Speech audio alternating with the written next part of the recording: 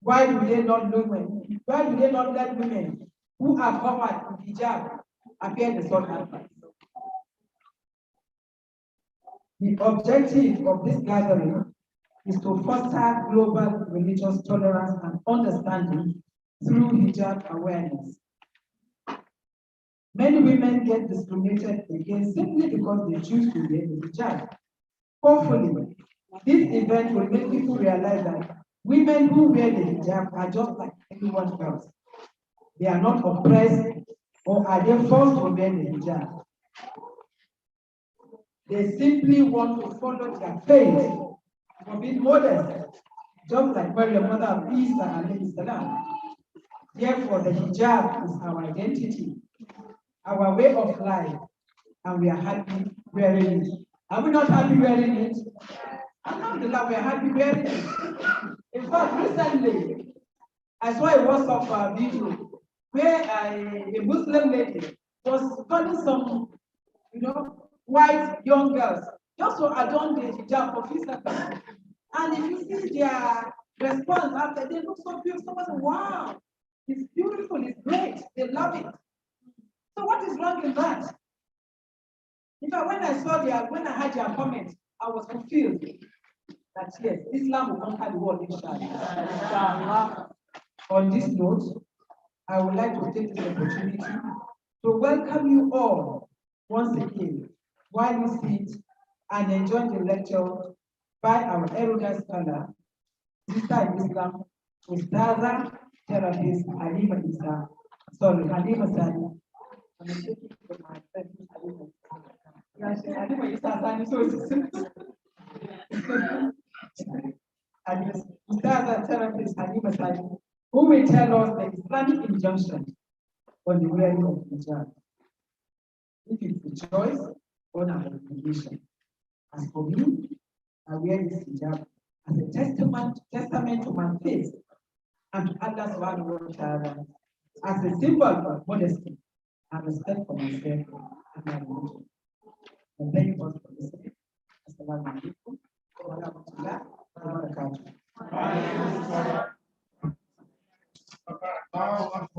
Takbir. Takbir. So we had, we bought one for the price of 4.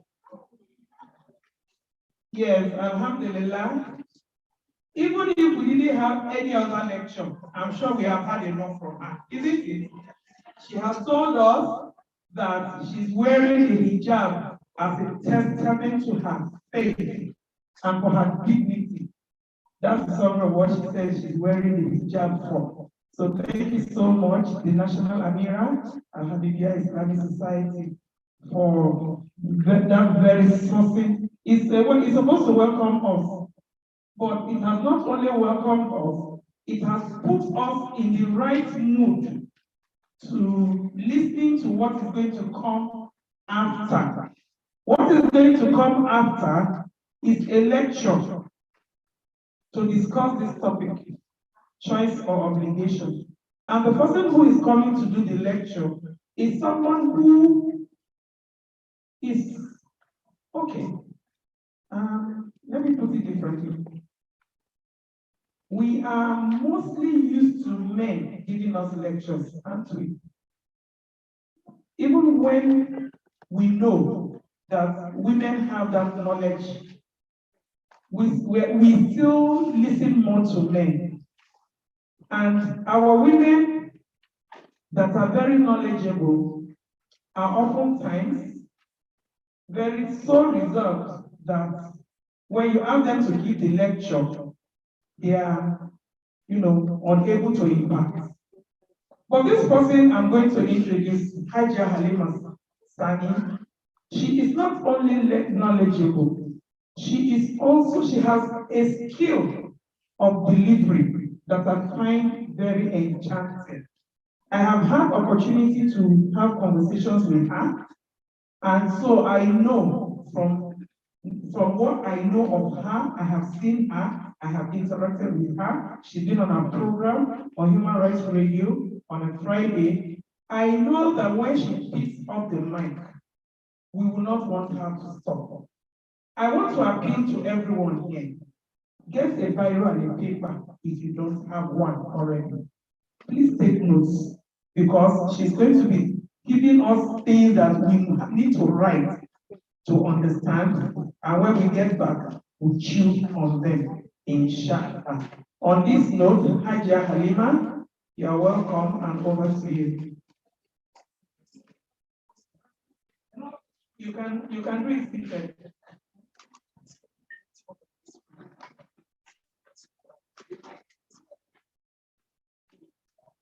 I know, I'm trying to get the mic.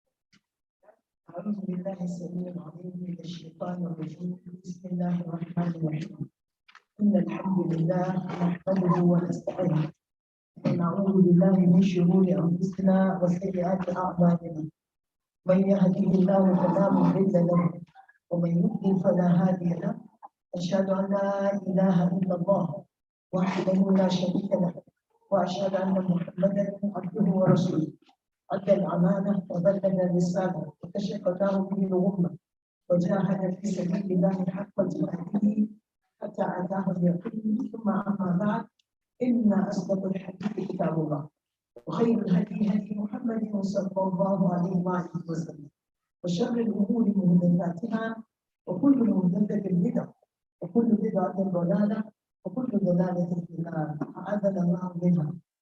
أشكر الله سبحانه وتعالى وأحمده جل جلاله الذي آتانا هذا الدين الحنيف الدين الإسلام. نسأل الله سبحانه وتعالى أن يستقرنا فيه يا رب العالمين يا رب السماوات السبع رب العرش العظيم. هو الله الذي لا إله إلا هو الأحد الصمد الذي لم يلد ولم يولد ولم يكن له كفوا أحد. نشكره ونحمده ونحبنا ونسأل الله أن يجعل حبه وحب رسوله صلى الله عليه وسلم في قلوبنا. We give thanks to Allah subhanahu wa ta'ala who has gathered us here today to discuss this topic concerning hijab, choice of obligation. We give thanks to Allah subhanahu wa ta'ala. We cannot give enough thanks to Allah for choosing us to be Muslims. I think the greatest gift is to make us Muslims. We ask Allah subhanahu wa ta'ala to give us continuity in this religion and to make us end well in Islam. The topic that is written here, is it a choice or obligation? From what our sister has just given us in the nutshell, and it covers so many things. It's obligatory to wear in the hijab. And the verses are there in the Quran. When you go to Surah Al-Ahzab and Surah Al-Nur, they're all talking about this hijab. And then I want to start with the ayah that Allah Ta'ala says, He has sent this, He has sent us a rish which we will use in covering ourselves. And after that, Allah Ta'ala says, وَلِبَاسُ التَّقْوَى ذَلِكَ خَيْرٌ. It's not just the covering, but the taqwa, the inner part of the fear of Allah, it is more. And Khayr will quote this right away. Ya Bani Adam. Ya Bani Adam. أنزلنا عليكم لباسا قد أنزلنا عليكم لباسا يواري سوآتكم وريشا ولباس التقوى ذلك خير ذلك من آيات الله لعلهم يتذكرون. So from the time Allah created man, Allah anzala alayhim al-libas. This libas which you wear, the clothes. And when He created Adam for so many years in the Jannah, he was just there and was formed beautifully without having the ruh, the soul. And Shaitan continued to go around until he saw what he saw, and until he continued to whisper, until he removed him from Jannah. لباس التقوى ذلك خير الناس. You wear this to close yourself, to conceal your ornaments and to conceal even your aura, and to cover your private parts. But then Allah added by saying, وَلِبَاسُ التَّقْوَى, the garments of taqwa, the garments of consciousness of Allah, the garments of you being ala muraqabatillah, it's more khayr than any garments.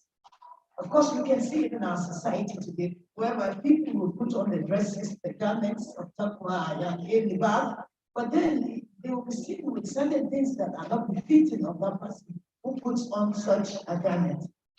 So it is like that Allah also says in the Quran al-Kareem that this amal of wearing the hijab is a command by Allah in Surah Al-Ahzab and Surah Al-Nur, where Allah says Allah subhanahu wa ta'ala has sent down these verses and commanded the Rasul sallallahu alayhi wa sallam, Ya ayyuhan nabiy, قل لأزواجك وبناتك ونساء المؤمنين يدنين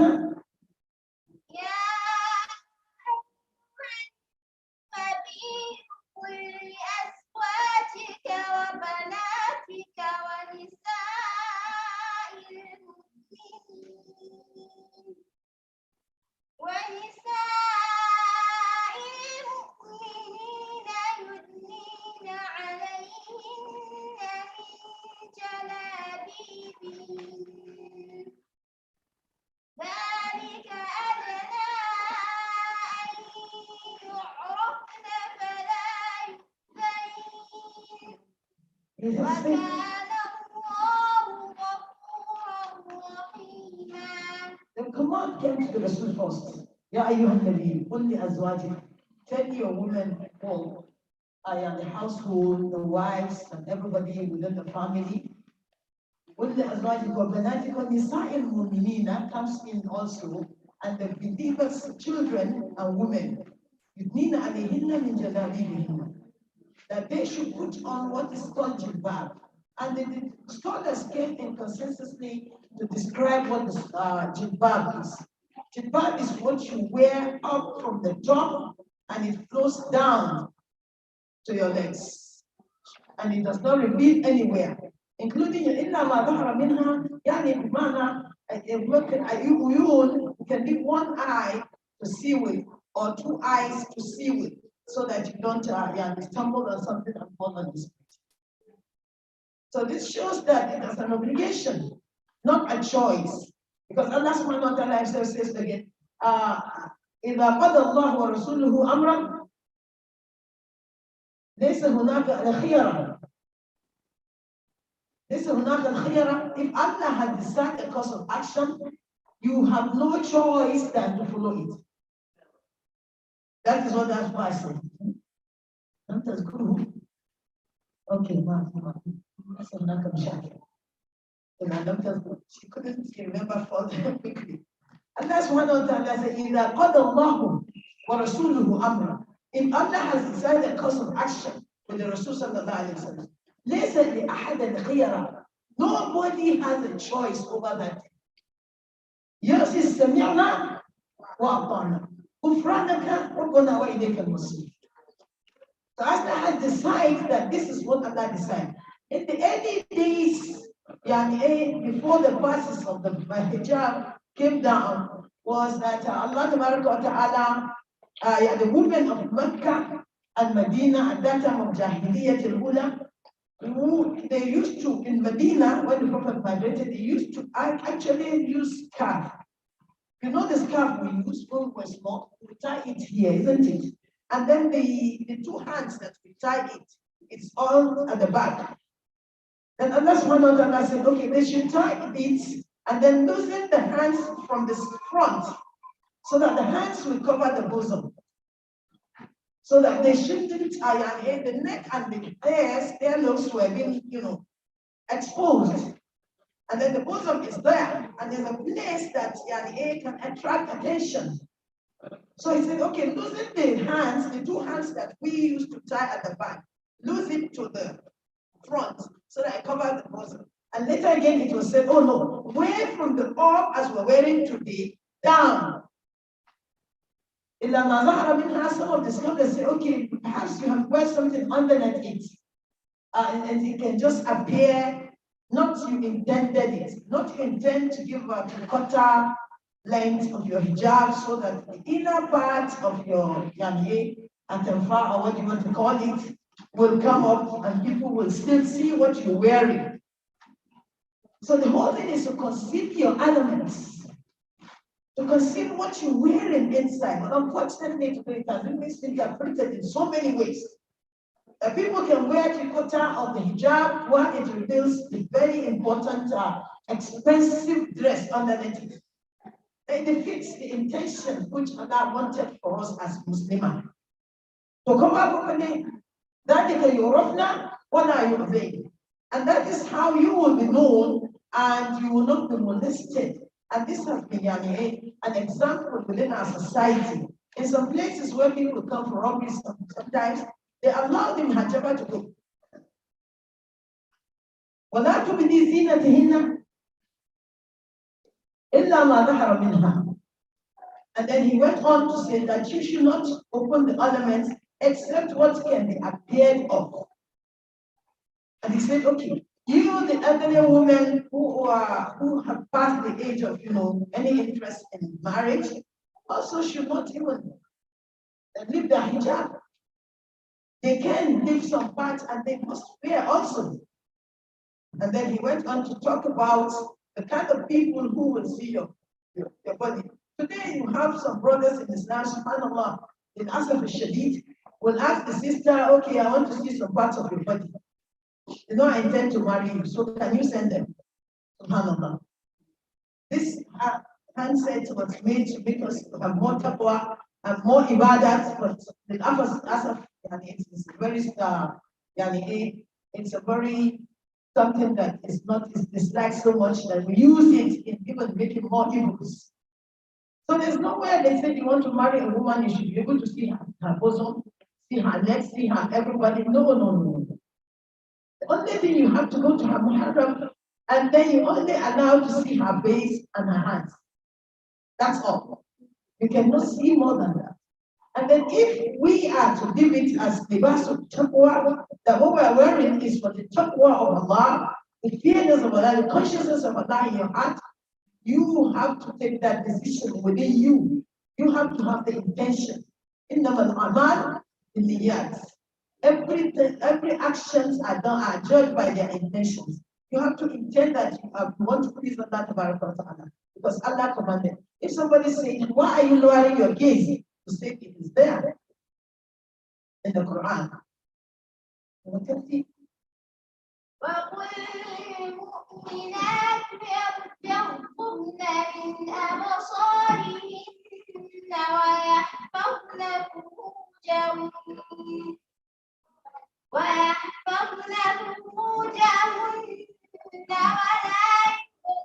يبدين زينتهن إلا وليضربن بخمرهن على جيوبهن ولا يبدين زينتهن إلا لبعولتهن أو آبائهن أو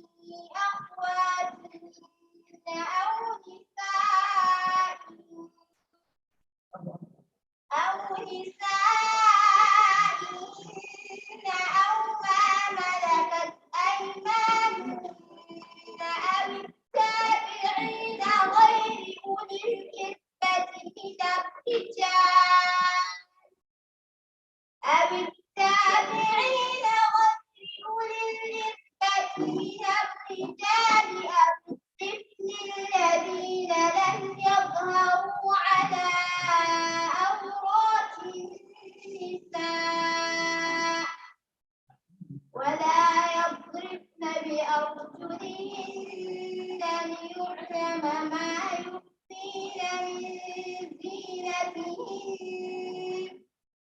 وتوبوا إلى الله جميعا أيها المؤمنون لعلكم تفلحون.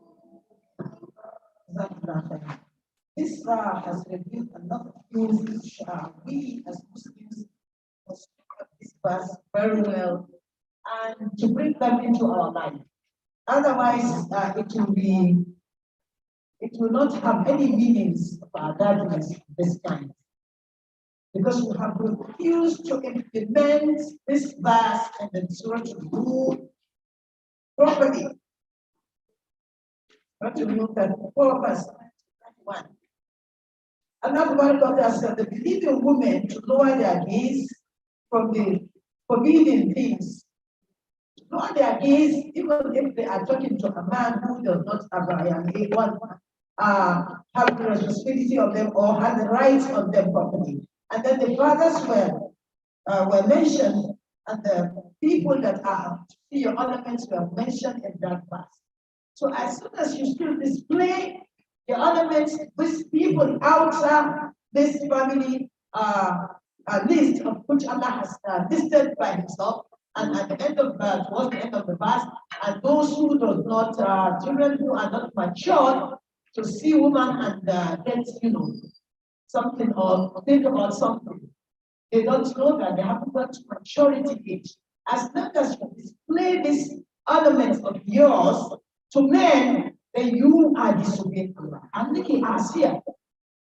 First in Awamirullah, you are disobedient to Allah's commandments until you come to follow what Allah actually says and make tawbah. And at the end, Allah says, Tubu ilallahi jami'an ya ayyuhal mu'minuna la'allakum tuflihun. He said, repent all of you to Allah so that you will have success. So that you will have success on the day you're going to meet Allah Ta'ala to have success. So He forbidden those things are to protect their private parts from illegal sexual acts and not to show off their ornaments except only that which is apparent, like the eyes or necessarily one eye for you to see, like the Sahabiyat did, to see the way, or other palms of the hands, like this. I felt if I put on this, how will I move my hands? Or the eye or the dress, like veil, gloves, head cover, apron, and draw their veils over juyubihinna, yani bimana juyubihinna, their bodies, their faces, their bosoms, and not to reveal their ornament except to their husbands, number one, to their fathers, and to their husbands' fathers, or their sons, and their husbands' sons, and their brothers' sons, or their sisters' sons, or their Muslim women that are friends, or their sisters in Islam, or female slaves who their right hand possesses, or old male servants who work in the house, who look better. Yani he has no any need again for a woman. Some less of arousing anything again. Or small children who have no sense of feminine. They don't have sense of feminine, they don't know what it's all about to see a woman to admire or to see a man and admire. And let them not stamp their feet as to reveal what they hide of the ornaments. That you can wear the shoe and if they're cut, everybody has to look at there and see who is coming. And all of you beg Allah for forgiveness, all of you, all that you may be successful. So if you do it and you come out, you must stop it after this verse has been actually leading to you. Because Allah will hold you responsible after this and after anything. And we don't know when we're going to start from that at any time. And as for women past childbearing, like I said earlier, do not expect, they don't want any wedlock. They don't say anything. They regard themselves as mothers, as grandmothers, or great grandmothers. They can remove the outer, discard the outer clothing in such a way as not to show their ornaments. But they may regard it, but they will not show their elements. But to refrain that is that to discard their outer clothing is better for them. And that's why Allah is the hearer and the knower of all things. And women fast childbearing who no longer menstruate as well, menopause state, so they can no longer get pregnant or bear children. We shall also lower our gaze. Because Hafsa said that in which she interpreted the verses, Allah subhanahu wa ta'ala's interpretation. Oh, people, tell your wives and your daughters, which she has read earlier. So the whole thing here is to follow the commandments of Allah. To follow what is the description of hijab. Is what we're talking about. It is not something that you put on a tight shirt, a skinny trouser, which might be torn in the knee side or by one side, which we now copy from the Western people so much. A Muslim, and you now take a scarf and put it under your head. Now, and I'm more than hijab. It is by way, not hijab. Because it is that scarf I started with. So the scarf, and we tie it behind, and Allah sent the verse that we should loosen the hands to the front. So it would be a hijab. Rather, you are dressing, exposing your ornaments, which Allah made haram alayhi ya ukhtillah. It is haramun on all of us to display the beauty of that wrapper or whatever you are wearing. Then you take something and you put it on the neck and you say, I'm covered. And some will tell you I'm covered. And some will say, oh, where is it written in the Quran? SubhanAllah. We have forgotten the cause of Allah in this Quran al-Karim because we have become mu'tamin al-Quran. We have gone far away from the Quran al-Karim and what Allah is saying. Otherwise, our consciousness would have, tell us that are we on the right path of the hijab? Which hijab are we talking about? And listen now, Allah says in the Quran al-Karim, أعوذ بالله من الشيطان الرجيم ولن ترضى عنك اليهود ولا النصارى حتى تتبع ملتهم قل إن هدى الله هو الهدى ولئن اتبعت أهواءهم من بعد ما جاءك من العلم ما لك من الله من ولي ولا نصير. So Allah subhanahu wa ta'ala said that verse wrote that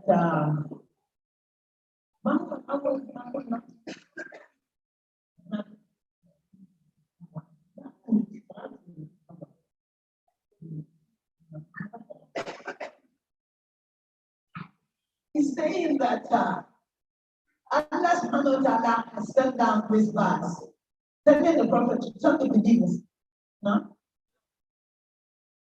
The Yahudi, like I started earlier, and the Nasara, the Jews and the Christians.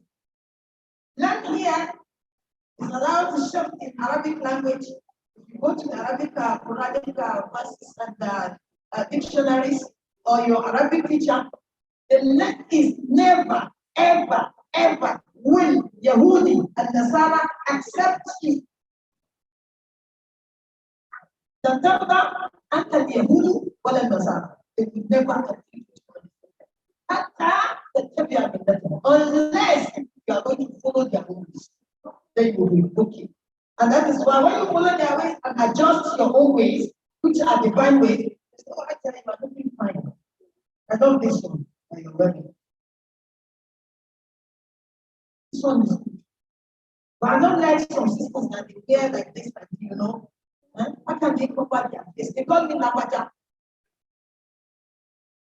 So they admire you. But if you don't, and you hold fast to your deen, they will never help. And you shouldn't even try to say you're going to make them to understand. Maybe through making a deal like this, like the sister started in America to call it a hijab day. Yani, all the laws of Allah are to be followed in the Quran. If we are to set a day and a date, the date of the kuffar, the other names of the kuffar, January, February, March, April, May, June, July, we're going to set them for salat, we're going to set them for fiqh, we're going to set them for marriage. لن ترضى عنك اليهود ولا النصارى حتى تتبع ملتهم, until you follow their own religion. You follow their own laws and their ways of doing their things, which we are doing now properly. Whatever they do, we copy. We are supposed to be safe and copied by people because we're on the righteous path. And Allah will have a divine book that can never change till the end of life. That is the Quran. It's there, the meanings are there, they have been translated all over the world. So the question is for us to come consistently with the scholars all over the world to say that is it okay for us to celebrate hijab week? So who are we talking to? We're not talking to ourselves. We invite any Christian. But come on, if they stop our children, we fight back and say, no, this is our right. It stops there. What the Prophet ﷺ wanted for 13 years in Mecca was to instill La ilaha illallah into the hearts of people. La ilaha illallah. Because when they come and sit in your heart, that there is no God worthy of worship except Allah, and all these commands are from Him, and you follow them, then Islam will rise all over the world. It was with this kalima that Allah gave them victory. He went to Medina, and the people, the women of Medina, as described by Aisha radiallahu anha, that she's never seen a beautiful woman who adhered to the laws of Allah like the people, the women of Medina. Immediately the ayah came down of the hijab, on the other one, it's talking about khumur. Khumur here is not the khumur of the holy. It's something that they cover. Immediately they draw their apron and cover it, and their heads were looking at some birds, some tools on their head. They couldn't be recognized. Immediately, before they get out of the market, the bus came down and they followed. And look at us as Muslims. You will talk and talk and talk and talk. The Muslim will tell you, it is in the heart. Subhanallah. Astaghfirullah. What is in the heart? The law of Allah. Somebody just reminded you, the Sahabiyat and after them, the righteous sisters that have made outside this country, when you correct them, they will hug you. Immediately, the sisters they will pray for you for correcting them. But here today, I say, look, you can do your own the way you want to read, to wear it, and I can wear my own the way I want to wear it. So there's no problem. Everybody can do what he wants, but that is not the deen of Allah. You have no choice that Allah or Rasulullah and he asked me to say, well, you said, taslima. Just believe and agree and go with it like that, and you have peacefulness in this dunya and the day you don't meet Allah. This is the choice. Your choice must not feature here. Your ornament should be within your home. For the specified people who have decided now. Your husband, you can wear anything. SubhanAllah, you can go almost anything that you can see through in front of the husband. And of course, dress well in front of the children so that give them good examples by the time they go out, they know what they dress. Because you are going to be asked about your home, you the woman. It is the woman that makes the home. It is the woman, her attitude towards her husband and everything she does in the home will have influence on the family itself and the children who are going to be the leaders of tomorrow in the society. If you are truthful, the children will be truthful. Automatically, if you come to them, whatever you do, you're going to see it, their children. They are going to do it. Even when you do it when they were not born, they are going to do it. So this is what was required of women till the end of that part. And then as women, we read about them.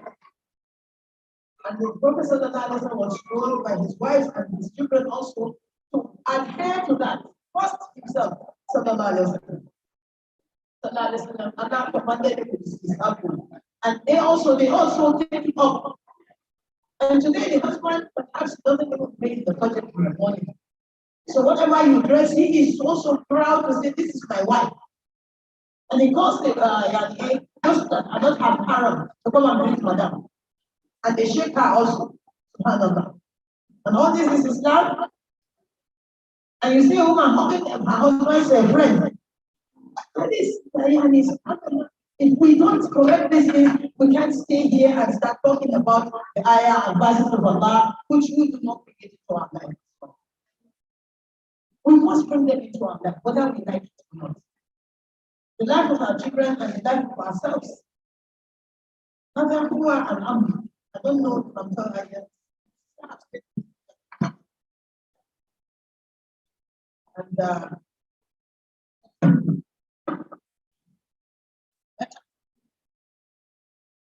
And after,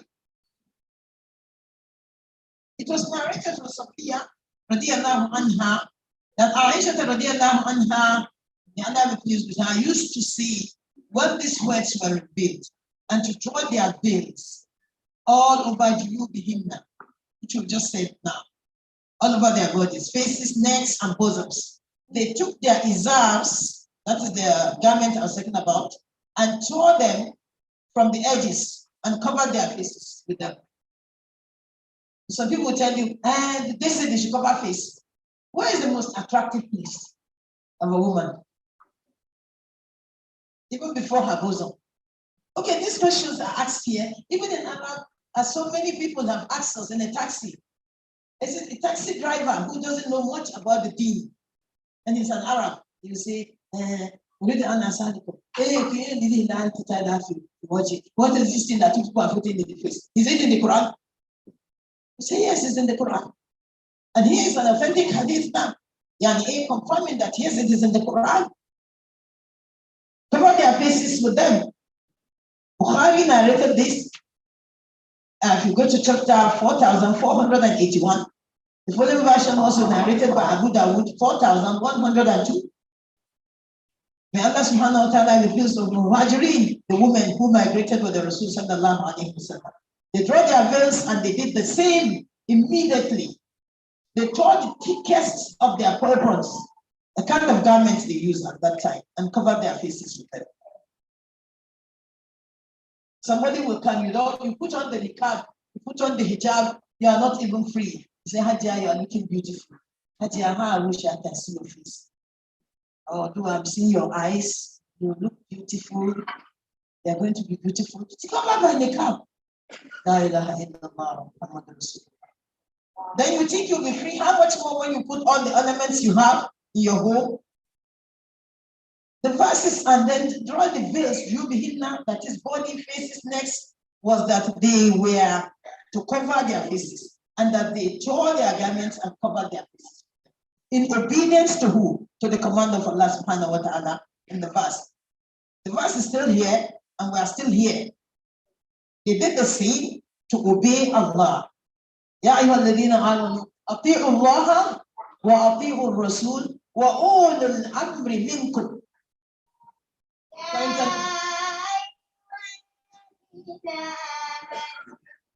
أطيعوا الله وأطيعوا الرسول وأولي الأمر منكم فإن تنازعتم في شيء فردوه إلى الله والرسول إن كنتم تؤمنون بالله واليوم الآخر ذلك خير وأحسن تأويلا. You see, that verse confirmed that this is obligatory. And Allah is saying, if actually, conditionally you believe Allah in the last day, follow it. Allah said in many places, because we have desires so much as human beings. So many of us follow the desires. The whimsical desire is to tell you to do it.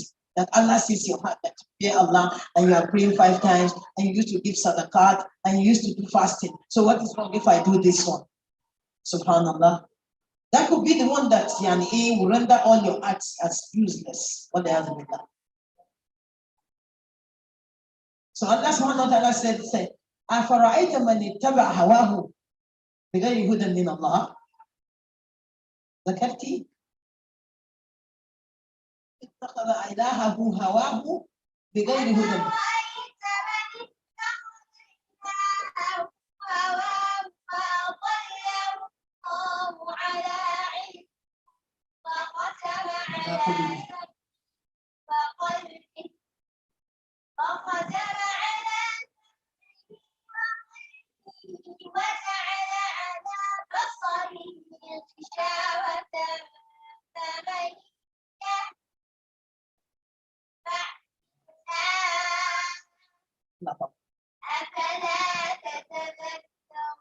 So if you want to please your desires, this is the verse for you. Allah said, did you see who has taken his desires as his God? Because it's only God that commands you and you follow. But here your desires commands you and is bigger than God who created you. Do you see he, sallallahu alayhi wa sallam, do you see who has taken his desires as his God? Since you have decided to follow your desire, Allah said, and I led you astray. Then Allah said, I put a seal in his ear. And his heart was sealed. So can you talk to such a person and he listens to you? They say, leave them, just mutatarrifin, extremists, fundamentalists. They have gone too far with it. But you can't quote one ayah to bring and back it up with what you say. The kalima you say will go into Jahannam 70,000 times. أَفَرَأَيْتَ مَنِ اتَّخَذَ إِلَهَهُ هَوَاهُ وَأَضَلَّهُ اللَّهُ وَخَتَمَ عَلَى سَمْعِهِ وَقَلْبِهِ. And Allah said, وَمَنْ يَهْدِيهِ بَعْدَ اللَّهِ. Who will make him to go a straight path besides Allah again? Nobody. As a result of that, nobody gives some certain people advice. They will never take it. It is all about them. It is all about their desires. And they find that they should just give Allah what is due to Allah, like the Christian says in the Bible. Give Paul what is due for Paul, and give Jesus what is due for Jesus. When Paul himself came into the scene after the demise of Jesus Christ, if you read about the whole story, he was persecuting his followers initially. And then when he came on board after the demise of Jesus Christ, he said, I feel I should write this as well. And he wrote what he wanted to write in the Bible. And you are going to compare the Christianity with Muslims? That's subhanAllah. Hashalillah. This after 1400 years ago, it is still the same. When Allah's Apostle sallallahu alaihi wasallam came, see one Sahaba reading from the verses of Injil, he said, what are you reading? The Prophet looked at it and he saw it was the book of Injil. He said, Wallahi, walladhi nafsi biyadi. By the one whom my soul is in his hands, if Jesus Christ is here to do, he has no choice but to follow me. And why are we trying to be apologetic to the Christians or to follow their ways of life? Kana Rasul sallallahu alaihi wasallam did the kull ma yaf'alu al-mushrikeen. The idolaters, the shirka, the Christians and all the rest, what have you, the Jews, he used to do the opposite of whatever they do. To establish his oneness of Allah in his heart and to make intisar, to exemplify his ways of life. If they're eating with the left hand, he eats with the right hand. If they're eating on the table, the Rasulullah put the food on the floor. They know them right from Medina. They were there. The Christians were there. They are not fighting to take Medina and say it's theirs. Because let me tell you, I digress a little bit with the story during the time the Rasulullah was in Medina, and the feast was organized, and the food was brought and meat and so many things. And the Prophet ﷺ perceived something. He's the Prophet of Allah sallallahu alayhi wa sallam. Abi wa ummi ya Rasulullah. And he called all, said, bring all the Jews for me and the Christians. And they came. The Jews, they are the more in Medina.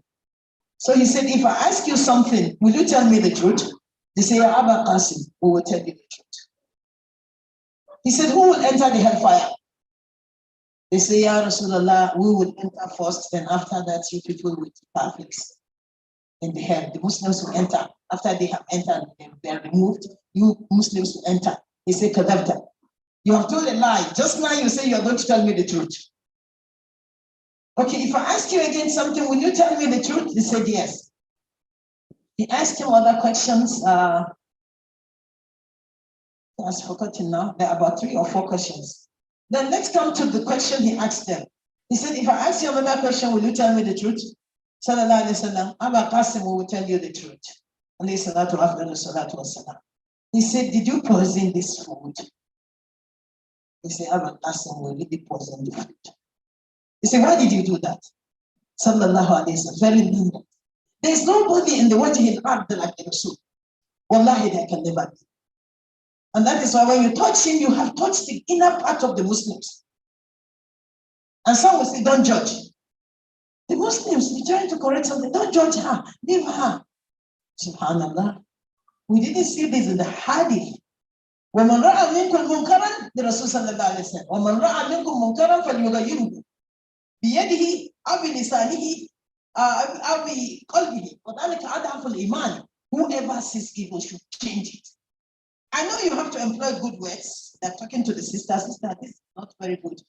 You know, you could have done it this way, it's more rewarding, it's more sunnatic. But there's no way they say you are judging person when you try to correct person. This language is now in the mouths of Nigerians. Don't judge her. But the Christians are the ones that have it. So I said, okay, why did you poison this food that I'm going to eat in? Rasul sallallahu alaihi wasallam was asking them, why did you poison it? He said, we poison it because if you are a fake prophet, you will not know. And if you don't know, Allah will not show you, you will eat it, and we will be done with you. But if you are a true Muslim, a true prophet from Allah, Tabaraka wa Ta'ala, yani, we will know that God will show you, and He has shown you, Abba Qasim. Forgive us. He forgive, sallallahu alayhi wa sallam. 1400 years ago, He forgives in Medina. When He comes back, Allah subhanahu wa ta'ala said to him what in the Surah Al-Fatih, لَتَدْخُلَنَّ الْمَسْجِدَ الْحَرَامِ إِنْ شَاءَ اللَّهُ آمِنِينَ مُعَلِّقِينَ رُؤُوسَكُمْ. لتدخلن المسجد الحرام إن شاء الله آمنين محلقين رؤوسكم ومقصرين لا تخافون Allah Akbar. فعلم ما لم تعلموا فجعل من ذلك فتحا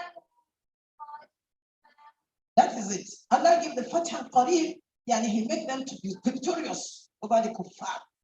You know the war that they staged. How many were the Muslims? It was the taqwa that made them to conquer. And Allah gave them, He gave them the good tidings and this glad tidings in this verse that they will conquer and they will enter Medina, Allah, Mecca, Allah will open for them and they will be in charge of the house of Allah. That was what happened. With little soldiers, with no any guidance of fight, very little. But Allah sent the angels to fight for them. وَأَنزَلَ جُنُودًا لَمْ تَرَوْهَا وَعَذَّبَنَا الَّذِينَ كَفَرُوا. I sent down the soldiers that you don't see them. You don't know them. They are the angels. The fight behind the Muslims. You don't need to fight for yourself as Muslims if you obey Allah and the Rasul sallallahu alaihi wasallam and you are upright in your doings. Allah, la yansuranna muslimuna. He said, Allah is taking upon Himself to help the believers. You help the believers. You don't need anybody except Allah. You don't need to go to any manna. You don't need to go to any buka. You don't need to go to any babalawo. You don't need to go to anywhere. You only need to get connected to Allah through your acts of ibadah. Look, using your heart from envy,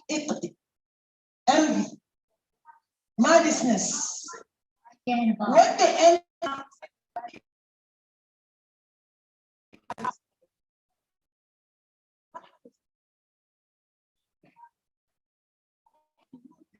going to do to you today, they say, "Ya Rasulullah, you are from a noble family. You were one. You were within us here. You have never told a lie. We know who you are. We know how righteous you are. Even before the revelations of the Quran to you, please forgive us." He said, "I have forgiven you all." Why are we keeping malice with one another? We're celebrating about hijab. But somebody has not spoken to somebody. But it passed Ramadan, and another Ramadan is coming.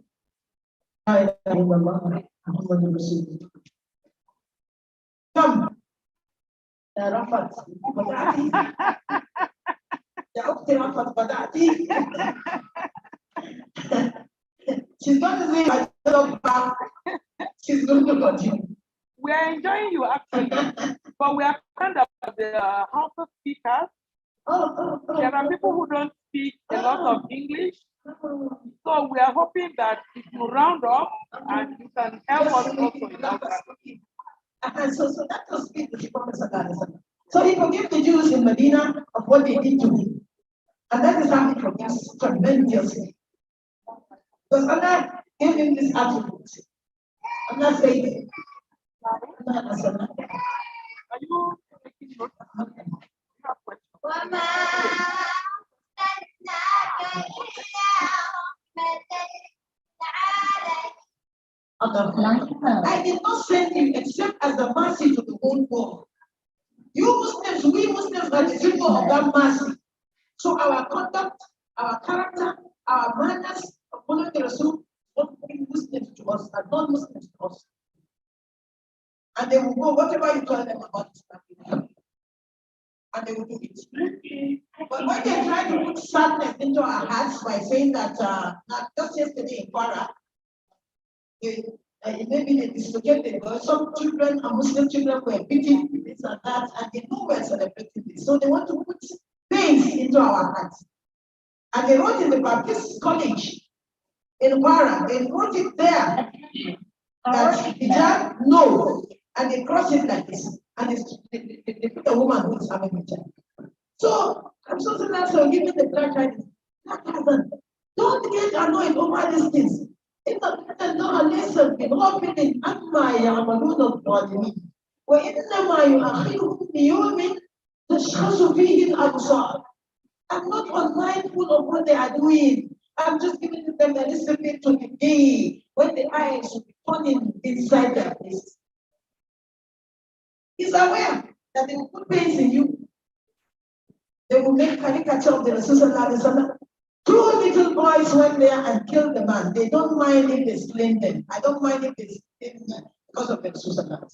If my parents will sacrifice for me. Sallallahu alayhi wa sallam. Say, I'm not here, but may not go. The Quraysh and the Ansar are those who believe in Allah strongly, who have no faith in the revelation.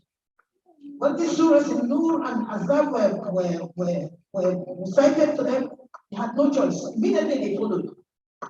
Followed up immediately. This is what we must do. It's what we must do. It's not just celebrating the day, but we must continue to send Islam across the world through our actions and our attitude. When they make people provocate you over certain things, and then your reaction for the simple thing, they make them think twice about you again. It's not the Muslims that are talking about. Their hearts will be made towards you, and they will begin to find out more, or they go to the internet and find out more, and they become Muslims. And there will no longer be all this chastisement of Muslims that they wear in hijab. We still have a lot to give. The Aqidah, the Tawheed, the monotheistic religion must be given to people who are non-Muslims. We must speak to about 20 people or 25 people in a day. When I enter the taxi, I don't go out of the taxi without engaging the man about Islam.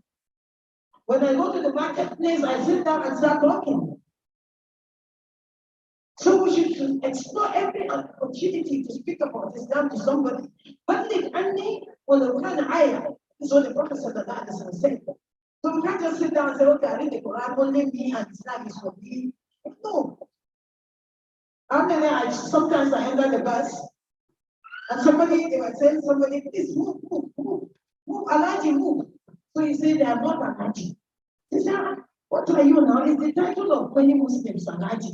He said, I'm not Alaji, Alaji is a stranger. And I was waiting for his comments. I was at the back of the bus, public bus. And I could say, it's not a stranger. That man don't know what he's saying about Islam. Then they now all come. Say, this woman is covered as an illiterate woman, why is he answering? So they were able to hear.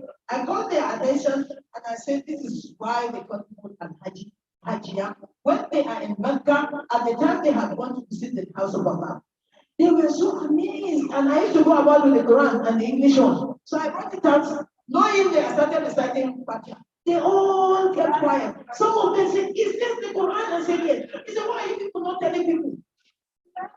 And about 4 or 5 of them brought money. Please, can you buy us Quran? Please, can you buy us the Quran? Let us make a day also to be talking and invite them to know what we're talking about. So I think I want to put it here.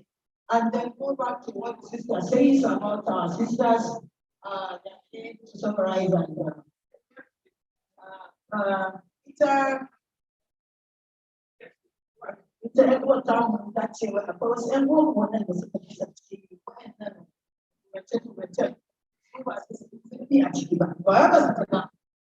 I must say that is gap, you know. She has a picture with me, they saw that person, essentially looking.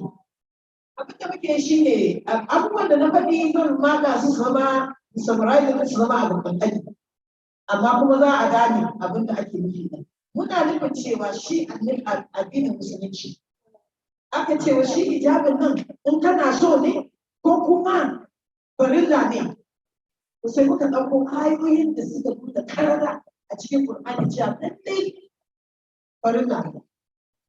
Kuma Allah tabaraka wa ta'ala sai ce idan Allah da manzansa suka zartar da hukunci game da wani abu ba musulmin da ya isa ya ce wa shi sai nashi da zuciyarsa ta faɗa zai. Laysa lakum al-khiyar. Yace ba ku da zaɓi da ni da ku da musulman duniya ba mu da zaɓi. We'll make time for questions. Just rounding up for the sisters. Ba ka da cewa wai ni ga abin da nake so idan aka ce Allah ya faɗa manzon Allah ya faɗa an fara ga manzon Allah ya ga ƴaƴansa ya ga duk mutanen ɗakin sa no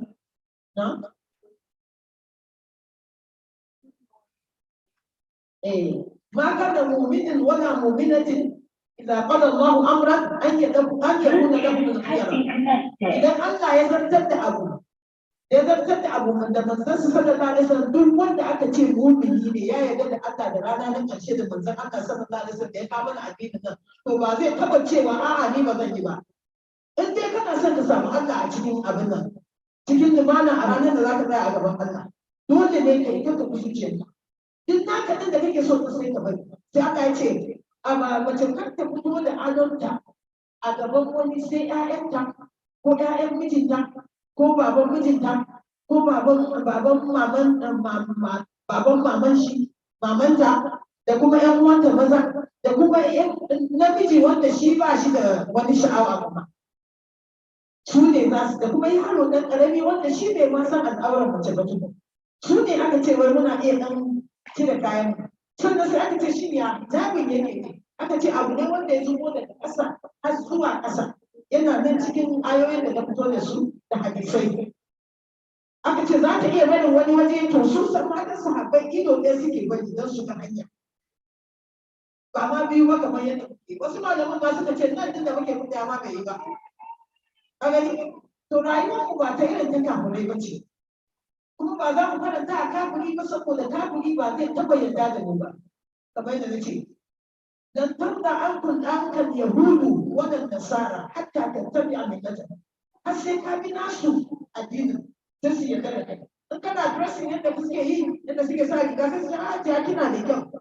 in ka kin sa wannan kin kyau yanzu ki cire wannan to su ne ubangijin ka za ka fitar da ubangiji idan aka ce kada ka fito da adanka to kanka ne ka saka hijabi sai muka ce ga matan sahabbai duk sun bi ya ce ka faɗa a matanka da matanka da ƴaƴanka da ƴaƴan mu'minai a nan aka ce nisa'il mu'minina aka yi istisna'i exception nisa'il mu'minina matan mu'minai kaga ba kan mu'minai bane ba za ka ga matanka ba kamar yanzu yadda maza suka bar abin da su nauyin da ke da a wuyansu na matansu da 'ya'yansu ta yadda suka ga dama kamar ba su da wani abin da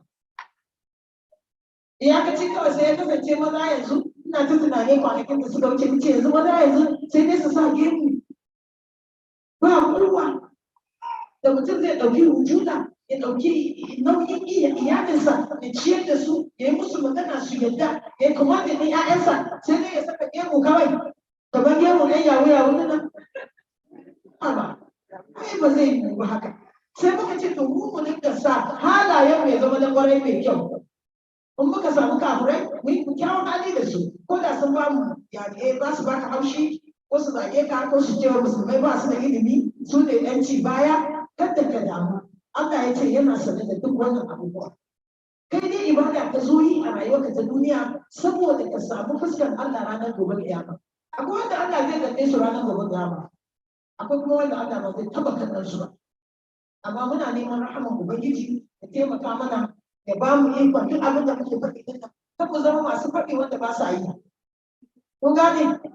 Kar mu zama masu faɗi wanda ba sa yi Allah ya kiyaye mu daga wannan. Allah ya sa mu tabbata wannan a gidajenmu da gida kuma mata ta za ta taimaka wannan gida daga gidan ne aka samu iyali daga iyali ne aka samu society daga society aka samu gari daga gari aka samu nations saboda haka uwa tana da responsibility a gida ita ce ma babban responsibility wanda gida zai tafi daidai yadda za ta yi da ba girma mijinta yadda za ta yi masa biyayya yadda za ta tayar da yara akan Qur'ani da hadisai da kuma abubuwa mai kyau da rashin ƙarya wata kuma ƙarya take yi ‘ya'yan ma suka tashi sai su fara ƙarya.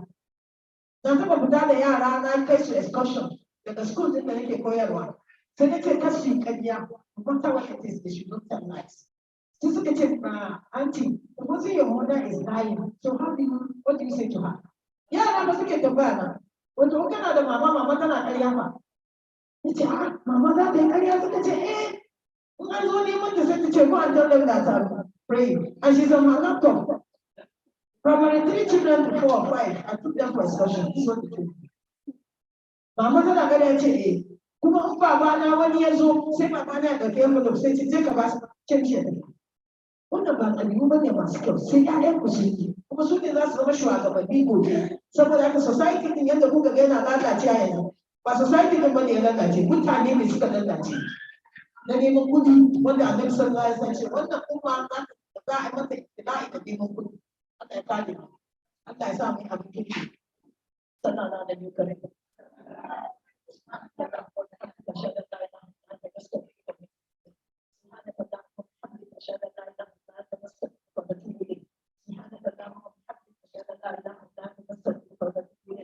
اللهم ظلمنا انفسنا وان لم تغفر لنا وترحمنا لنكونن من الخاسرين اللهم اغفر لنا ذنوبنا وكفر عنا سيئاتنا وتوفنا وانت راض عنا يا رب العالمين اللهم انا نسالك الجنه وما قرب اليها من قول او عمل ونعوذ بك من النار وما قرب اليها من قول او عمل برحمتك يا ارحم الراحمين wanda ya zo wajen da yau Allah ka sa mu albarka cikin rayuwarsa Allah ka sa albarka cikin rayuwar ƴaƴanku Allah ka sa ƴaƴanku su hauri mazaje na gari da mata na gari Allah ka sa kun abin da zai fitar da mu daga hanyar Allah kan mu shi yaran da suka zo daga makarantu ma suka kira su da kuɗin da wannan iyaka din nan wannan maman da kakarta haka muke da ni da kakarta ni kakarta ce kenan Allah ya sa muku albarka a rayuwarku da rayuwar mazajenku abin da maza za su nemo na halal su ba ku ko ba ku ce musu wai dan Allah ka kawo mana halal za mu iya jurewa wa haka kuke amma ba za mu iya jurewa wa haka lafiya ba Allah ya ba su halal su kawo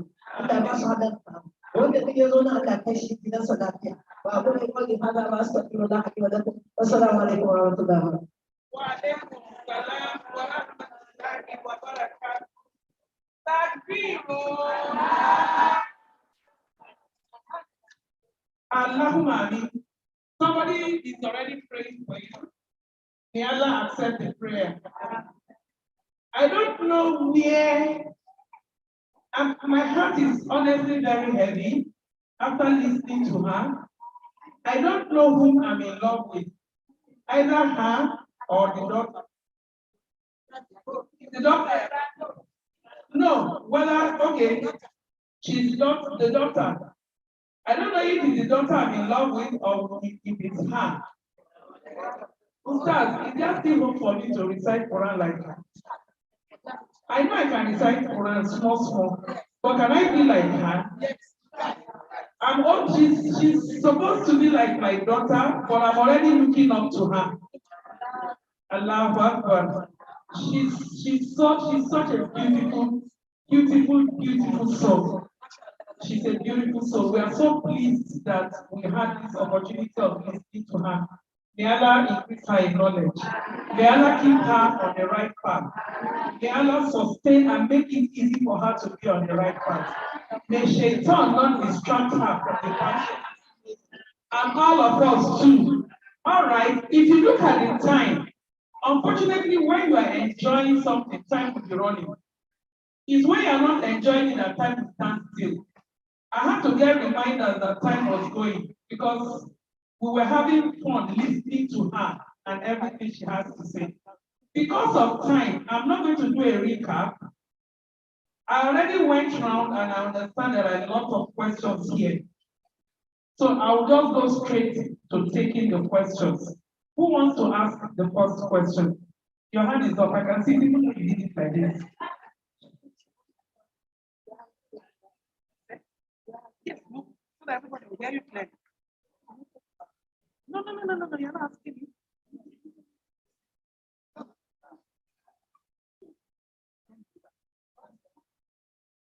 Or you have the mic.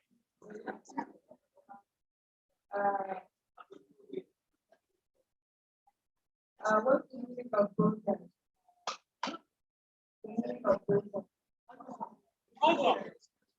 Ajia, did you hear her question? When you said we should cover our bosom, what do you mean by bosom? What does it mean? This is our bosom. Why is it that, okay, Ajia, she asked where our bosom is. I did like this. And she's in Florence. They are young girls. We need to teach them to be comfortable with their body parts. All right? There is a program for that. Why? Like, didn't make anyone understand why you write, and then the parents to find the answer. Is it okay to parents or try or try to make it uncomfortable for the person? Did you get that? Say it again, please. Since we cannot try to explain to anyone why we cover ourselves with our hijab, there's a theory that the violence is not the answer. If we always be violent to a guy that tries to make it uncomfortable with what you wear.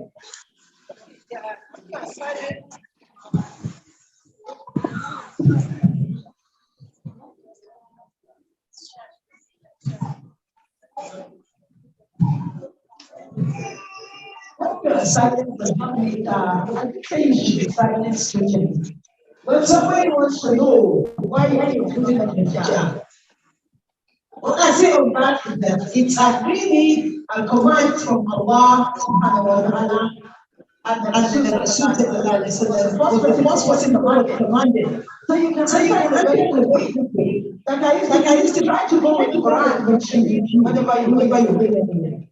You have to prove the Quran and you have to prove the hadith saying something. That's what not They have said, and this is the time. So it is not a statement. And when you are talking to somebody, you lower your gaze, Allah says in the Quran. So you're not foolish. It's not like you don't know what to do. You say, oh, lift up your eyes. You know, in America, you have your eyes open to you. Otherwise, but in Islam, it's for you to try your gaze.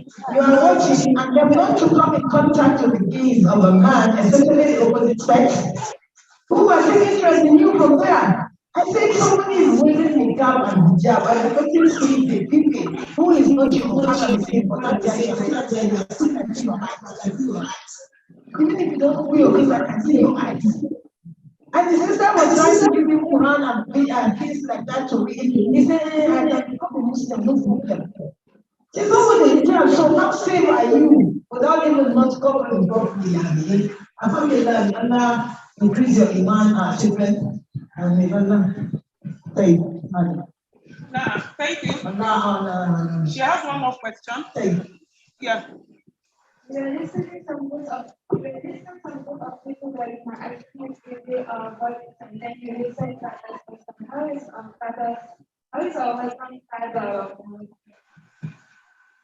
Okay, I think she needs explanation of who our Muharrams are. I will explain who your Muharrams are. Your brothers, the brothers of your husband, how can they be your Muharram? Is that what you said? They are permanently, these people that were listed are permanently forbidden to marry. They were doing it in the name of that prayer. And Allah brought the verse to stop it. When I put my brother on thing, can marry two sisters at once. It's all in the Quran that they are forbidden. Your brother is forbidden to marry you. But you can put up the hijab in front of your cousin because you can marry your cousin. You understand? No, if you are not clear, you can ask somebody. Okay, hello. You are not clear. What is your name? So let me go back to her. Musalman. Bahiti?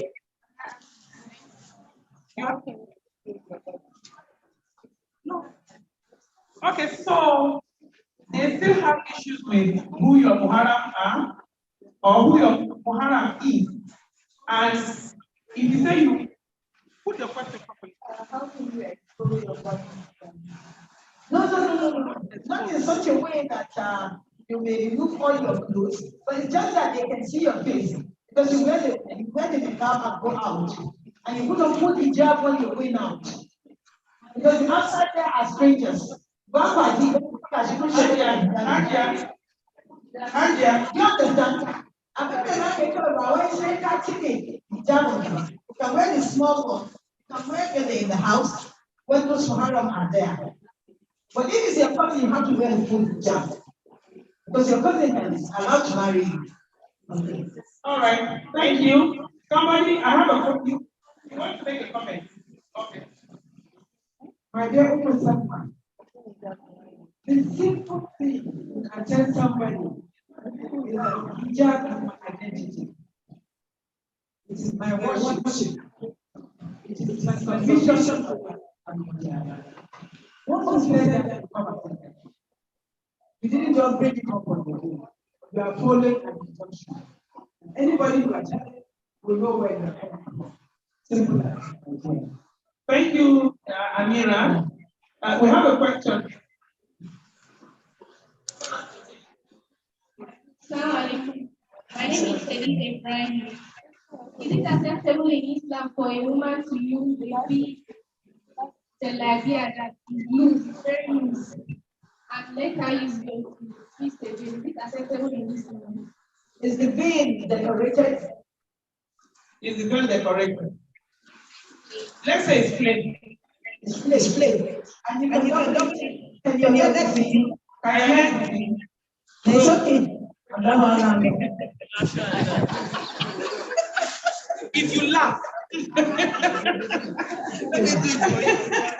me do it for you. no, I didn't beg you. All right. Okay. Anybody covering her own property? Yes, we are The covering sister in the small hijab behind Sister Rabia, she has to bring that down in the bosom. Yes, you with the white hijab. Yes, you have to, and it doesn't have to be tight, because it will leave your body. It's tight, it's your body. Okay, ask your question. My name is Zainab.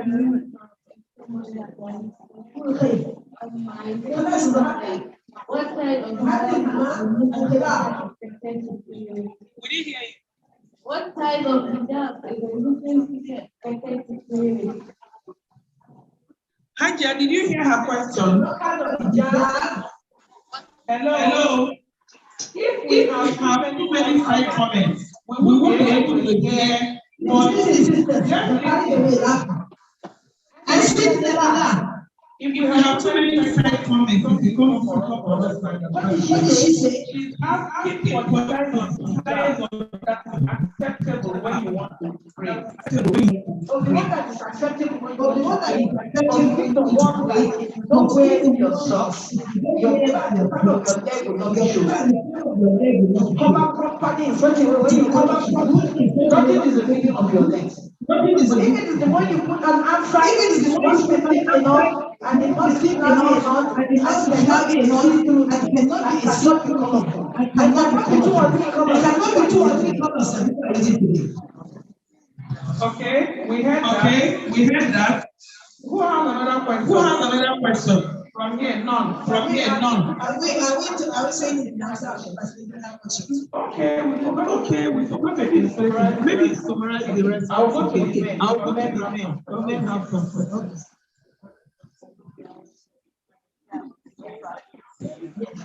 Yes.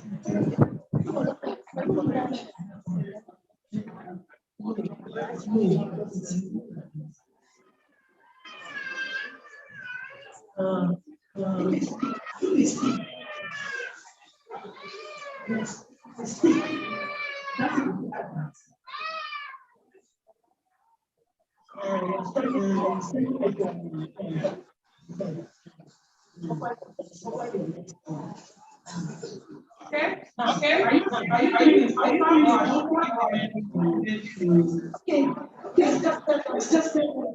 Yes, please.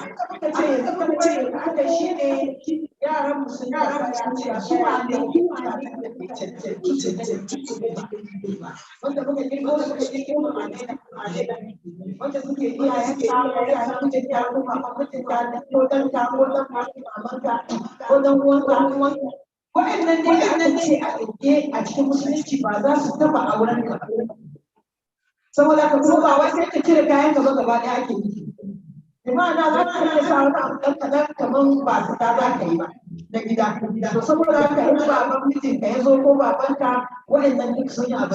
A ƙasar ka caya ɗan uwan su na uwan su biyu suna da uwa ɗaya ba ɗaya ko kuma baban su biyu suna da ƴan uwa suna ƴan uwa. Waɗannan za su saka musu hijabi full saboda kun san wannan su ana son suna iya aure. An yarda su aure. Kuma mutane da suke haka. Da inda kika gani a mutane, ‘yan uwan wani ne da ɗan uwan wani, ba sa ɗaukan farai a cikin rayuwarsu. Ko ka ya nake? Wani hijabi ne ya kamata a yi sallah da shi? Hijabin da mutum zai sallah ya zai sallah da shi. Nace hijabin da za ka yi sallah da shi, sai baka saka safa ba. Ya kasance ya zubo da sama har zuwa ƙasarsa ya ba wuce ƙafafuwa saboda idan kai su gudu ba a san ƙafa mace ta fito. Ina ba ta gane. Ko kuma ka ɗauki zaninka, ni abin da nake zani yaki 6 ɗin nan, sai in raba su biyu. Idan aka raba su biyu sai a yanke sama, sai a sa mishi alago a tsakiya. Saboda haka in za ka yi sallah sai ka take shi, ka san ƙafar ka a rube ke. Malaman da suka zo da Imam Malik da Shafi da suka zo da cewa mace lallai sai ta rufe kafar da tana sallah ko ta saka safa. Wannan shi ne ingantaccen hadisi. Wanda suka ce a'a tana iya yi, wasu malaman suka ce idan ta yi sallan tana wajen sallan ko kafar ta bai yi ba ta sake sallan. Ina fatan an gane. Thank you so much. We have a comment and we have who beat her? Why are you beating her? But I scared her. Who beating? Assalamu alaikum warahmatullahi wabarakatuh. The question is, at what age are we supposed to start making sure that our daughters play the guitar?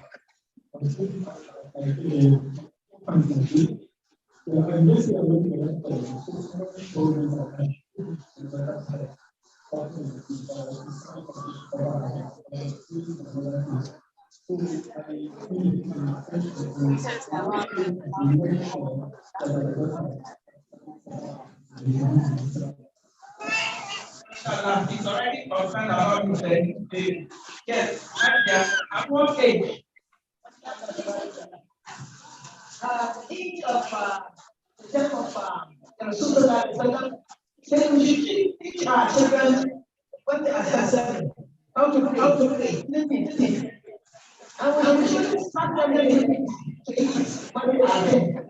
So the 7 years starts even from when the child was in the womb. How does it start from there? It starts from the activities of the mother and how connected she is with the mother.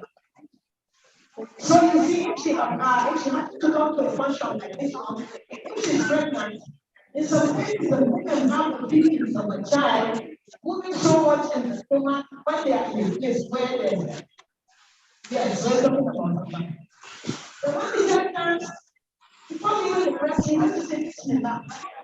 And the child is meant to say Bismillah. And the child was doing him and saying Allah, Allah, Allah. By the time he wanted to talk at the end of 1, 2, he said, I kept on saying Allah Akbar. So he said, Allah Akbar, Allah Akbar. That was the first thing he started saying. Then recently I traveled, one of my cousins died, and his granddaughter, son, was with his daughter. So I was throwing the child. And I sing Allah, Allah, Allah, Allah. Moving on his feet. He is albino. So I was telling the mother that I thought they are not so she they are strong. Because she has about 3 and then she has about 3 blacks and so. You know, funny. And she used to me. I said, don't do that. So I said, how about the way she puts water on the head? But it's better than foremost. She's the water like any other time. So as I was throwing again, he would be splitting his feet. I was when I said, oh man, eating like that. And then before we left that place, wallah, by him, my soul is in his hand. I struck him and said, And then I'm home, so occupied. His grandmother was there, the mother was there, people were there. I was shocked. So as early as possible is better. But as she is now, is to just put a light cap. A light cap. Whatever they are doing now, she's getting used to something is bothering her head. If we are not younger age when our father died, you can't attempt to open your head, you can't. Because when you are alive, you just hear something hit you on your head. So you got used to it. So you get used to it as well. And that's the thing. And all of them are not to go. I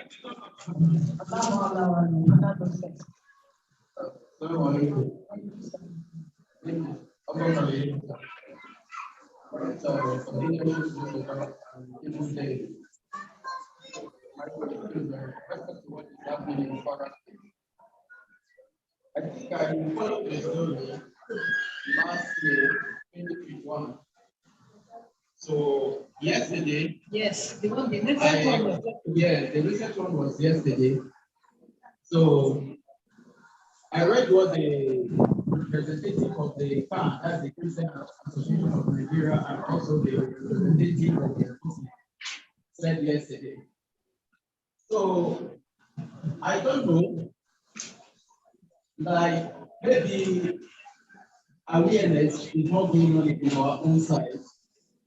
Where I come from, in my family, we have a Muslim, Christianity, and even pagans. And I have a problem to be a reverend sister, and even a reverend father. But I have never seen her always covering her head. Sometimes people put on the yes. even in my Reverend Sister. So there was a day we are going for television, one program in our TV station. So one of the act one of the staff. That's why your friend wearing the clothes that you can understand. You have to move and remove this before you come. So working for her, Reverend Sister was there. He said you should not deny her. Allow her to get her. It's our religion. So no, we are going for an assignment live broadcast. They said, according to them, right, you cannot appear like this if you are studying mass communication and you dress something like this. So how can you appear maybe after the school? How can you appear in the national ladies television? So my question is this. I think our Muslim brothers have said something about this very issue. So what Muslim sisters, we have different groups. What are they saying concerning about this hijab controversy? Because the school management said, yes, it is a missionary school. If you cannot wear hijab, but the state government said, no, as a student, if you're Muslim, you have the right to put on hijab. So I don't know what the Muslim sisters are doing. What awareness are you creating in relation to these issues? Hello, the noise level is so high. If distributing these things, Mommy Mariam, maybe there is a chair or no one will let headphones. Can you please quietly? Yes. Before hijab was formed, you can see that hijab were distributed. It's part of the program today. We want to appeal to anyone who really wants to donate hijab that this is a continuing exercise by Al-Habibiyah Islamic Society. We want a situation where anyone that comes here without hijab goes home with hijab. And today we are distributing hijab. Is it 50? We want to distribute 100 to the next outing, which is going to come very soon, which is to hijab very soon. We thank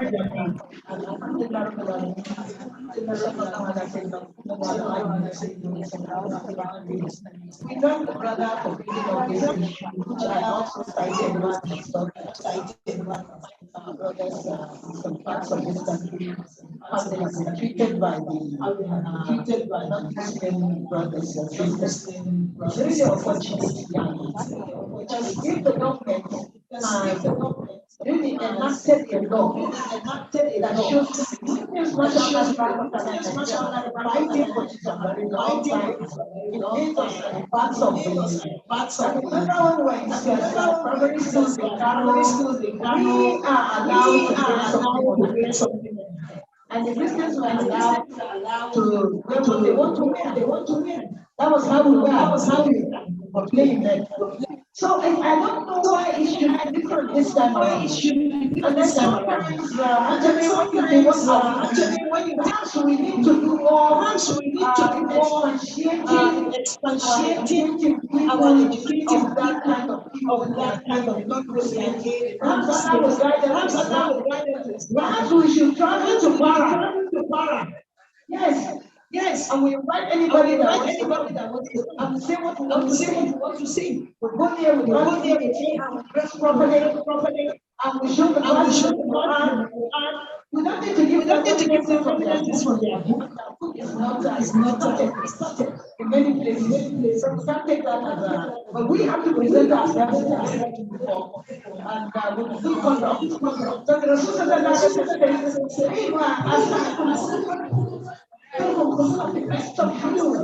in conduct and character,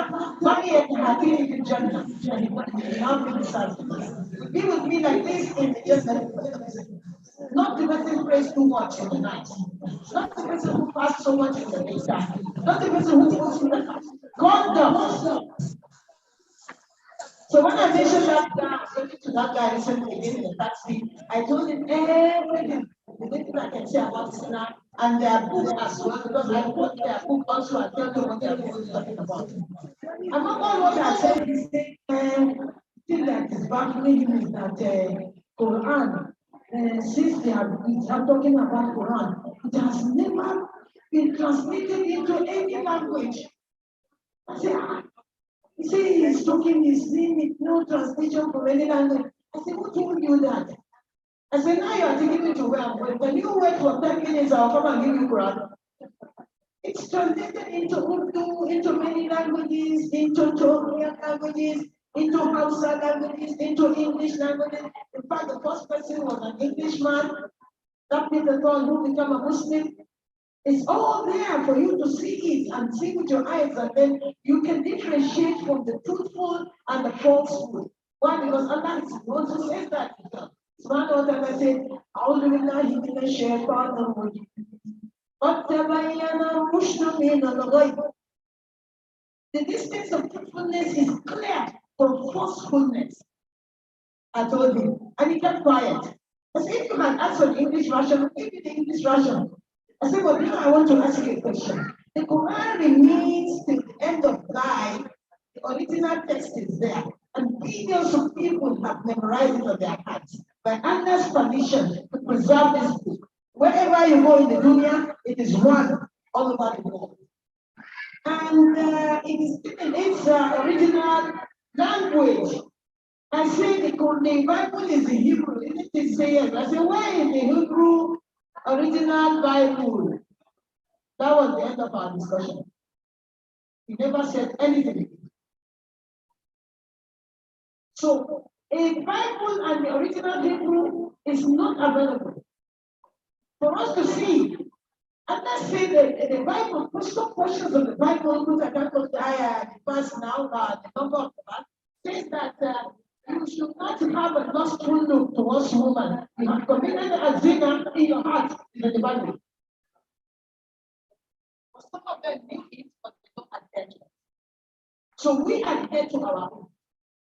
And we must make the world to know this, especially on this misinterpretation of the Quran.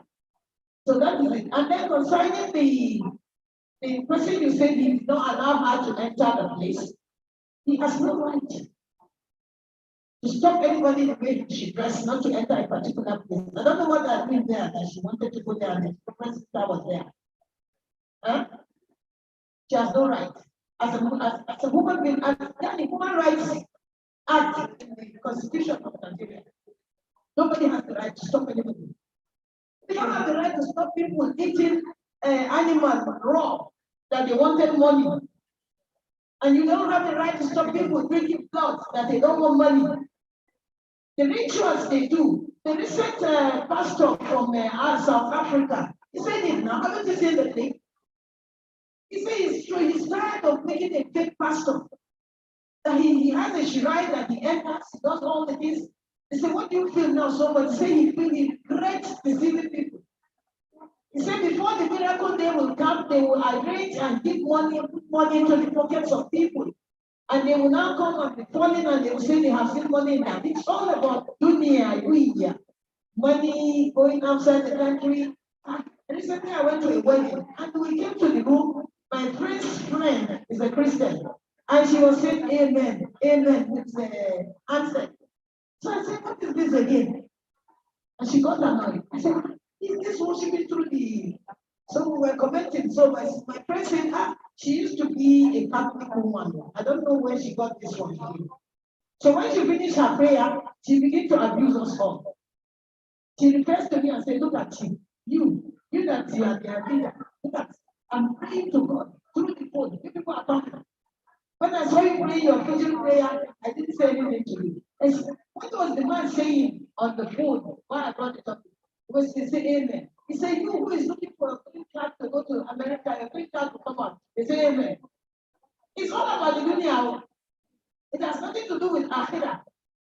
The doctors of the Ghanaian Muslim who is the Ghanaian who has deserved and sealed, he still go to the church in Kogi State. A Muslim man will go to the church to take prayer from pastor. You patronize pastor or patronize one worker. When you have Allah, what Allah said, أعوذ بالله من الشيطان الرجيم إذا سألك عبادي عني فإني قريب أجيب الدعوة الداعي إذا دعان فليستجيبوا لي وليؤمنوا بي لعلهم يرشدون. Allahu Akbar. Can I take a question here? The reference this time is for you and I extending of the truth in a good way. Good way that's a reading of bigger than the hikmah of my elder Hassan. Good preaching, nice name, all this is not mention. Then you just come and say, okay, show me, as if you know, you're inclined to have. This is what our own said. May Allah accept it. May Allah guide us. Hi, Jack. I want to click hello. There will be the call to prayer. Please, once the call to prayer is made, just calm down. We will round up within 10-15 minutes. We'll take photographs and then we'll go and pray. So let me take the question from this.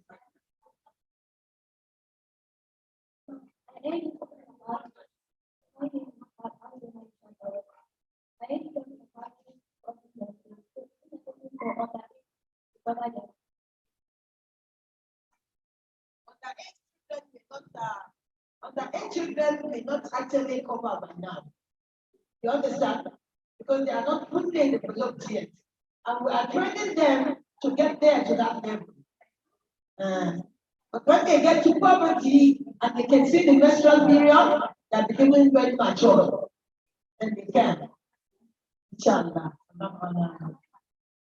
Okay, is there any other question or comment? There is none? All right.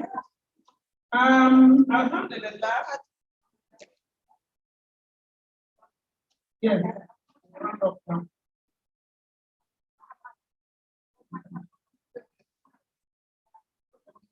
Okay. All right. Haji, I want to thank you so much. But I'm not the one who will do the thanks. Somebody else is going to thank you. Bani. She has given it. Farhana, come and collect from this small baby.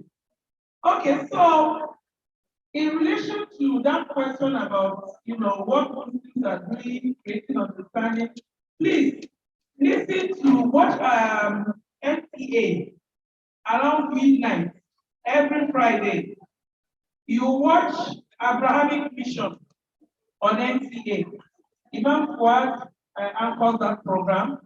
There is always a pastor, a reverend, a Christian on that program.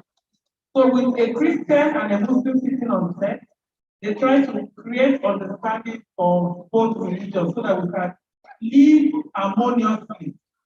Okay, I'm supposed to take you messages. Hi, Jaisha, any message for us? 11:30 Abrahamic Mission on NTA.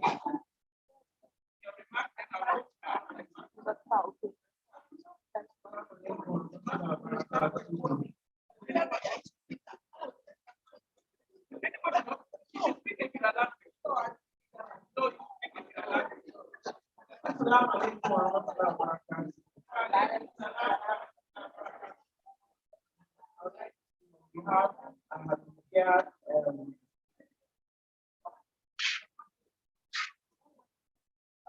All right. When I say that all of us here today are trying to actually attend this event. So I'm myself very lucky. I am myself very lucky on what I have heard today. I mean, I would say that in practice, that I learned a lot more today. So I would like to thank the organizers of this event for all this awareness we are creating, especially for our young ones. The issue of child actually is such that when you start your children young, you don't have much problem as they are growing up. It is only a problem when they need that early awareness and agreement to wear it.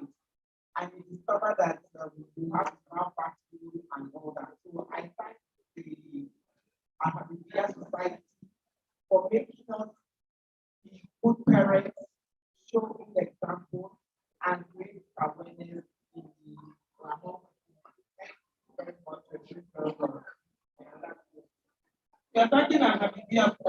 Are you a who? Are you not a member of Malakia? So you're thanking yourself. Hajia, if you speak Igala, you must speak a Igala language. You have to do it. Why would she speak Igala? She will speak a Igala. Okay, they say she speak Igala first. Yeah.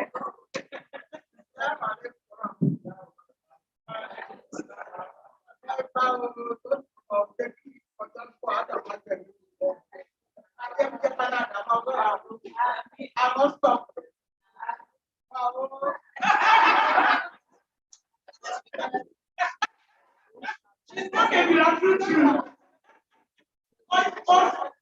But your comment was so short. Did they hear you? It's only you were okay ahead. You don't have that. She did it. I don't do that again. All right. If you're able to watch on Friday at 11 because it's late, you can tune in on Sunday at 5 p.m.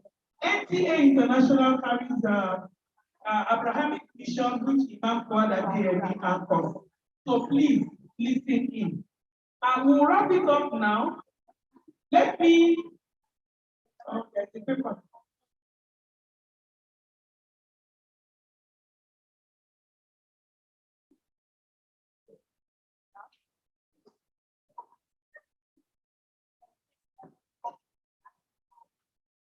So Hajia will come.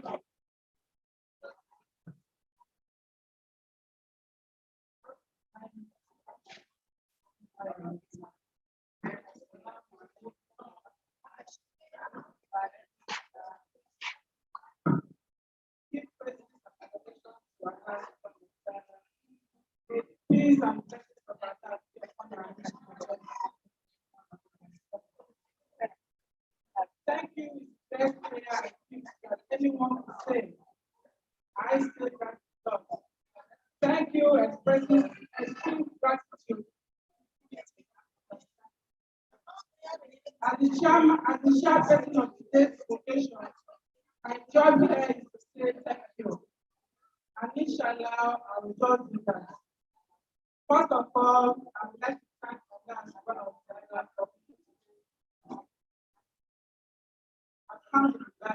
Can you join me to say Alhamdulillah? Our profound gratitude goes to our interactive people and supporting partners. May Allah subhanahu wa ta'ala continue to strengthen you. The entire Surah Council, what can we do without you? And here we say, Shukran Jazeelan. Many thanks also to the entire Arabian family. I encourage you all to join the noble family in propagating Islam and showcasing the beauty of religion. I'm not forgetting my community members, AL-HABIBIYYAH, AL-HABIBIYYAH, Lima, Al-Jarafat, everybody that I cannot mention their name. I say thank you so much for all your efforts in the planning process, the meetings, both online and physical, the agreements and the counter agreements. After all, it all come out very well. Thank you and well done, everyone.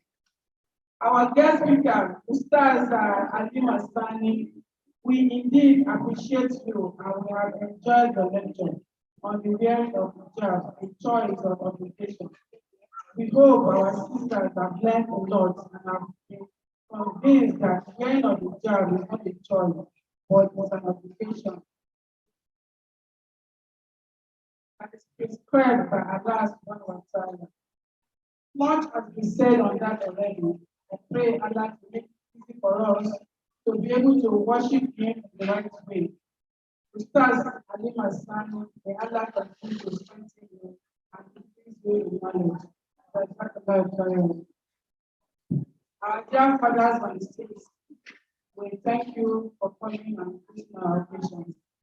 Thank you, our Amira,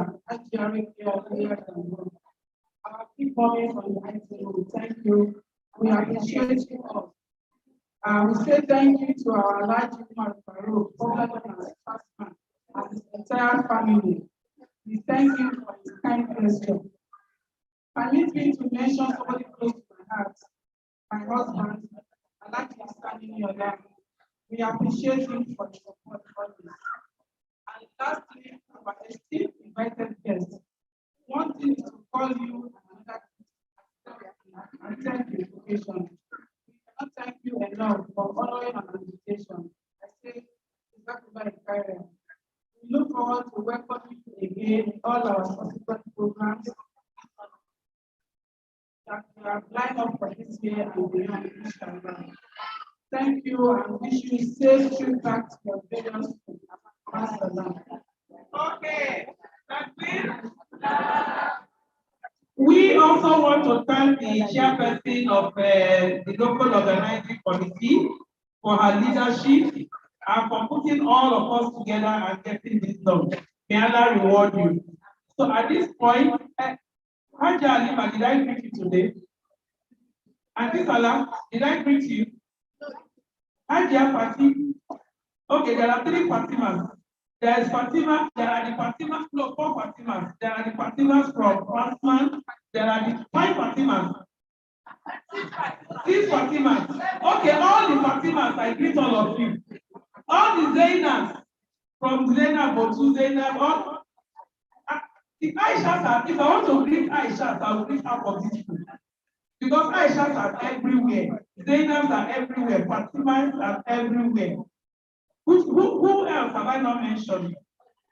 Sekia, Asma, Salma, Halima is everywhere. See Halima again. I will be mentioning Halima. Have I mentioned Malam Hussein? Okay, I'm not. Who? Malam Musa. Have we? Malam Musa.